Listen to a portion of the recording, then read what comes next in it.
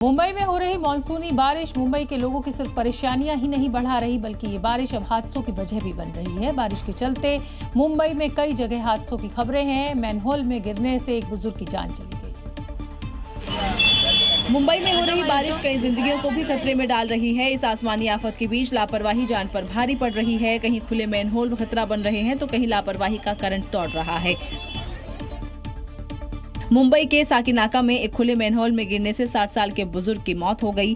हादसा उस वक्त हुआ जब कर्मचारी मैनहोल का ढक्कन हटाकर सफाई और मरम्मत का काम कर रहे थे। तभी बुजुर्ग खुले मैनहोल में जा गिरे। हालांकि तुरंत रेस्क्यू चलाया गया, लेकिन बुजुर्ग की जान नहीं बचाई जा सकी। खुले मैनहोल में हादसे का खतरा एक हफ्ते पहले ही दिख गया था, जब मांटुगा इलाके में मेयर के सामने ही बीएमसी का एक कर्मचारी खुले नाले में गिर गया था।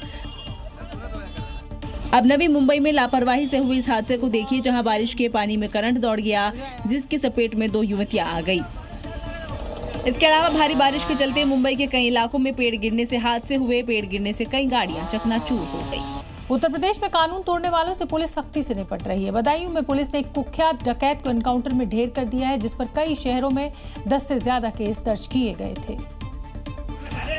50,000 का ये इनामी वही डकैत जितेंद्र उर्फ ढालू है, जिसे बदायूं में योगी फोर्स ने मुठभेड़ में ढेर कर दिया।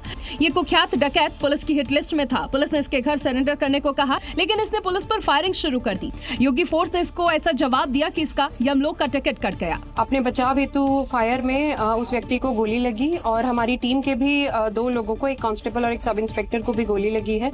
50,000 के इनामी जितेंद्र उर्फ ढालू पर अमरोहा, नोएडा सहित कई जिलों में 12 से अधिक आपराधिक मुकदमे दर्ज थे। अगर किसी गुंडे ने कुछ दुस्साहस किया तो उस गुंडे के लिए अगले चौराहे पर यमराज उसका टिकट काटने के लिए जरूर बैठा होगा।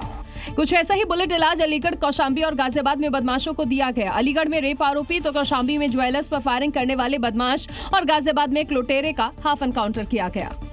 सोचिए, जिस गैंगस्टर और उससे जुड़े शूटर्स की तलाश दूसरे देश की पुलिस और सुरक्षा एजेंसियां कर रही हों, उस गैंगस्टर के शूटर अब पति पत्नी और वो वाले मामले में सुपारी ले रहे हैं। छत्तीसगढ़ के सक्ती से एक ऐसी ही खबर सामने आई है, जहां पति पत्नी और वो मामले में लॉरेंस गैंग की एंट्री हुई। हुआ यूं कि चंपा चौहान नाम की एक महिला ने कथित तौर पर लॉरेंस गैंग के शूटर से संपर्क किया और उन्हें अपने पति की प्रेमिका को रास्ते से हटाने के लिए 4 लाख रुपए की सुपारी दी। उन्होंने कुछ लोगों को धमकी चमकी भी दिया था कि हम लोग जो यहाँ पे इंडिया में गैंगस्टर है लॉरेंस बिश्नोई, हम उसके ग्रुप में काम करते हैं। इस टाइप के उन्होंने धमकी चमकी गाँव वालों के साथ भी किया था।